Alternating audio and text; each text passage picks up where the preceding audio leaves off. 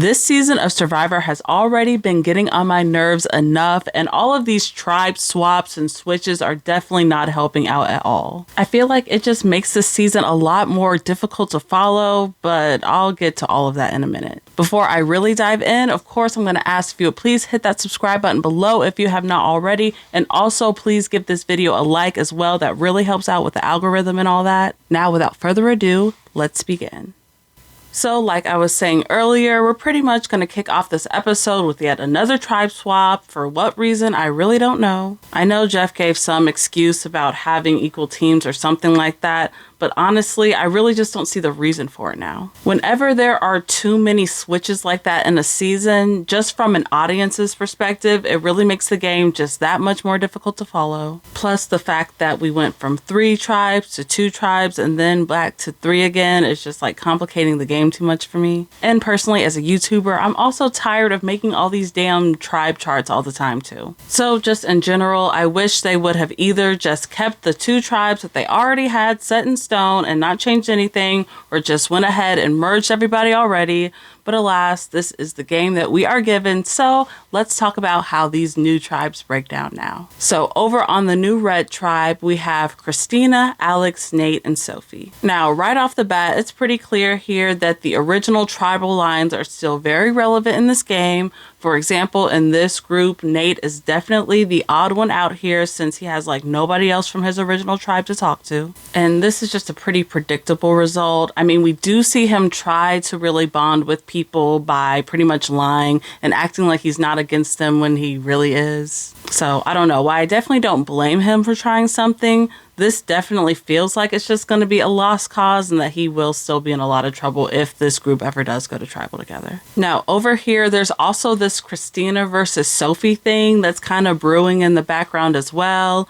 We see that out there, Kristina just actually lets Sophie know that she's going to be the decoy vote, which is just an obvious tip off to Sophie that she's seen as expendable, so obviously that's not good. Kristina really just didn't get the best edit in this episode in general. For one, she really didn't do great at that challenge. And then for 2, there was that almost passing out thing, which obviously really sucks out there. But I'm not gonna lie, I have no room to judge that girl at all because I am like literally known for passing out. I mean, I have fainted from the heat before. I've fainted from being in shock before. Like, you know how sometimes on sitcoms, a character will get really bad news and then they'll just like pass out just like that?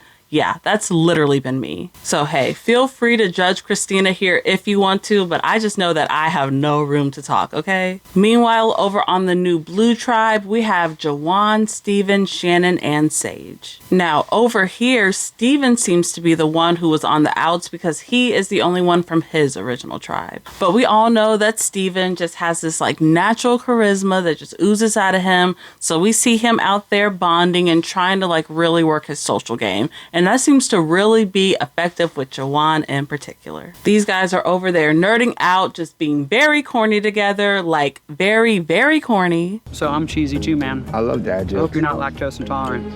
Ah, I love it. What do you call a bear without teeth? A gummy bear?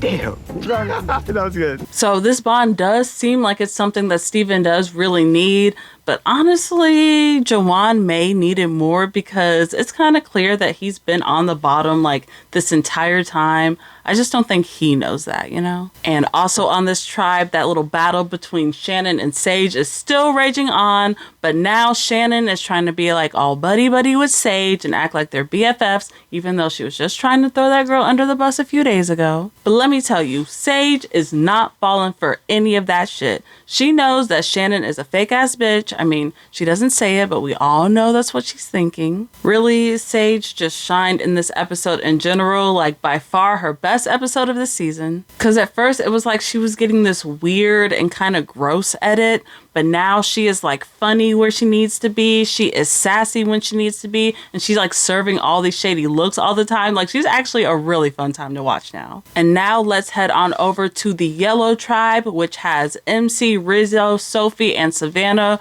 Really all the main power players in the game so far. And over on this tribe, MC is the one who is just clearly on the outs here because, again, she has never been on a tribe with any of these people before, and they were all just working very closely together the past few days. So yeah, just not the best look for MC in general, even though she is out there trying to work her social game with Rizo a little bit. I honestly just can't see her breaking up this group either. Now, the other important thing that happens over here on this tribe is Sophie finding her knowledge is power advantage and actually keeping it a secret, like for real, for real. I feel like whenever they find an advantage or idol or whatever out there, the majority of players will end up telling somebody just as a way to gain trust, which I do kind of understand. But in general, I've just always felt like it was a better move to keep stuff like this a secret, except for like when you really have a legitimate plan to use it. That way you just have like a little more control, you know, you have less opposition, and you also still have the element of surprise on your side, right? Because now Rizo just does not have that at all. The players also get a reward challenge in this episode with grilled cheese and chips and tea and brownies. Honestly, a totally fine and fair lunch in my opinion. I know there's just been a lot of food drama this new era in general between the peanut butter jelly sandwiches and the hot dog and the plain fruit. And I mean, we could still complain here, right? Like they could be given like actual sandwiches, but still this was aight. Later on, they all go off to compete in the immunity challenge, and this one is pretty classic with the stick making and the puzzle maze and all that stuff. I mean, we've seen everything like this before. So I'm not going to go into too much detail, but in the end, the blue tribe does end up losing, which means most of them are actually going to be going to tribal council for the very first time ever. Over at the blue camp, like I was saying earlier, Steven did seem to be in the most trouble at first just because he was the odd one out, but there is that war between Sage and Shannon that has just been brewing for like days now. I mean, Sage wants Shannon out so freaking bad, she's just trying to throw as much dirt on her name as possible. Meanwhile, Shannon seemingly has a change of heart and decides that she wants to take out one of her own, which is Jawan, which did just feel kind of random to me. I mean, I do get that he's been shown on the edit to be kind of annoying and also on the bottom, but if that's the case, like if he really is that annoying and on the bottom, is that really a threat to your game, you know? I don't know. I wouldn't be surprised if there was more to the story that the edit wasn't really telling us,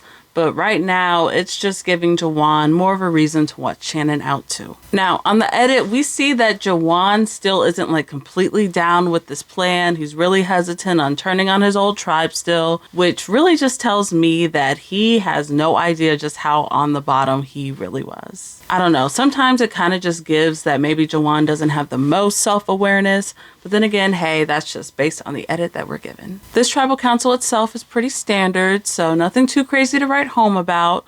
Eventually they do get to the votes and we see that Shannon is in fact voted out unanimously. I don't know, I guess I was kind of sort of shocked by this, but you know what? Shout out to Sage because she did her damn thing in this episode, okay? And probably the highlight of this whole episode is in the end when Shannon goes up to try to give Sage a hug. But you know, Sage is a real one. She's not down for all that fake shit, okay? So she really just keeps it 100 with her. I'm gonna give you a handshake because I want the hug to be genuine and I don't think I can give that to you right now. But I look forward to hugging you in the future, okay? I love you too. I love you. Take care. I'll see you soon, okay? I am just so curious to see where Sage goes from here because so far her entire story in this game has pretty much been about the Shannon stuff. So now that Shannon's not there, it's like, where does she really go from here? I don't know. I feel like with each episode, it's actually getting a little bit tougher for me to try to figure out who's gonna win. I mean, Savannah is still probably at the top of my list for so many reasons,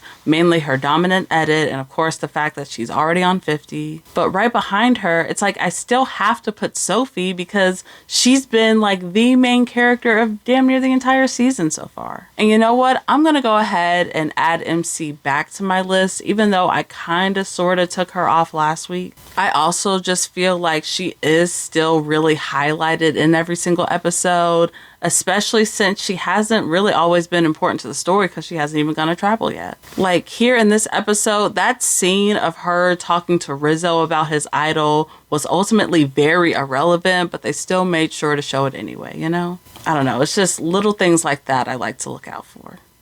But of course, I want to know, what did you all think of this episode? And if you have any winner picks yourself, please drop them in the comments below. I think we're gonna get the merge in the next episode. I'm hoping it's a real merge and not one of those fake merges they like to do, but I don't know. We're gonna have to see. Either way, with everybody like officially on the same island together, I'm really hoping that the game starts to heat up now, you know? Either way, I will still be here next week to recap the next episode with you all. So until then, bye.